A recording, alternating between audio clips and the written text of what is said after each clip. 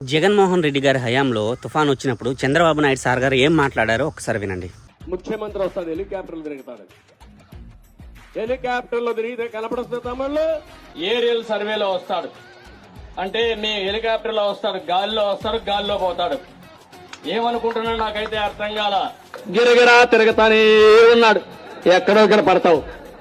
నీ గిరగిర తిరిగి కళ్ళు తిరిగి నువ్వు ఆడబడి శాశ్వతంగా ఫినిష్ అయిపోతావు. ఇప్పుడు చంద్రబాబు నాయుడు సార్ హయాంలో తుఫాన్ వచ్చినప్పుడు చంద్రబాబు నాయుడు సార్ గారు ఏం చేస్తున్నారో ఒకసారి చూడండి. సార్, ఇప్పుడు మీరు కూడా తుఫాన్లో నష్టపోయిన ప్రాంతాలను హెలికాప్టర్లో వెళ్ళే కదా సార్ చూస్తున్నారు. సార్, ఇది నేను రాజకీయ ప్రకారం మాట్లాడలేదు సార్. తుఫాన్ లాంటి కష్ట సమయంలో ప్రజల ఇబ్బందులు తెలుసుకోవడానికి ముఖ్యమంత్రి అని ఏ వ్యక్తి అయినా సరే ఖచ్చితంగా హెలికాప్టర్లోనే వెళ్ళి అంతా పర్యవేక్షించి వాళ్ళకి కావాల్సిన సదుపాయాలను, వాళ్ళు పడుతున్న ఇబ్బందులను కనుక్కొని వాళ్ళకి సేవలు అందిస్తాడు సార్. కానీ ఆ రోజు మీరేమన్నారు సార్? జగన్మోహన్ రెడ్డి గారి హయాంలో ఆయన హెలికాప్టర్లో తిరిగితే మాత్రము ప్రజల సమస్యలు తెలిసిపోతాయా అన్నారు కదా సార్. ఈరోజు మీరు చేస్తుంది ఏంటి సార్?